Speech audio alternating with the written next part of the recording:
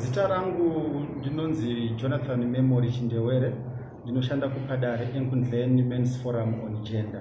Ndiri program officer kuPadare ikoko. Pazuva ranhasi tauya kuGender Commission, inove commission yakazvimiririra pakugadzirisa nyaya kana kuti zvinyunyuto zvinenge zviine vanhu. Saka isu nhasi tauya pano tichitsigira Epworth chapter yakwanisa iyo kusaina magwaro kana kuti kunyora magwaro enyunyuto ane varume vakawanda vanosvika chiuru chine 160 evanhu vari kuti ivo havasi kufara nezvakaitika mazuva apera zvokushayika kwemwana anonzi Ana Machaya, uyo anove akashaya mushure mekunge aita kurodzwa ari mwana mudiki.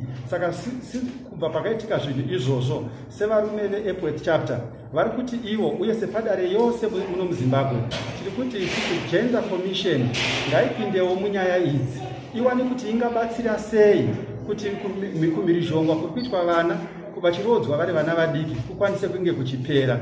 Vana vari kumiswa kuenda kuzvikoro, vana vari kusanganika nezvirwere zvakawanda zvinokonzerwa nekuti vaitwa ana amai vari vana vadiki. Saka hatisi kutarisa kukereke imwe chete iyoyi kunove ndopa kunopinda vakarodza mwana uyu nevakaroora mwana uyu, but muZimbabwe mese tikutarisa vanhu vose vari kuita kurodzwa kwevana vadiki kuti dai kwasvika pakunopera pasvika pakunoguma. Saka tauya nevarume vakawanda vari kuti havasi kufara nezvaitwa kumwana uyu. Hatikwanise sevarume tiri kuti kwete kubira vanasikana umwana hwavo, kwete kubira vanasikana umwana hwavo chivabvisa muzvikoro chivaisa kuvarume, chivaisa kumadhara, chivaisa ikoko. Saka sevarume vePadare Enkundleni Men's Forum on Gender tiri kuramba zvachose kuti zvakadai zvinge zvichiitika, uye tine chikumbiro chatinopa kuZimbabwe Republic Police yedu kuti ikwanise kutsvagurudza kusvika panopedzisira sezvinoreva mutemo wedu.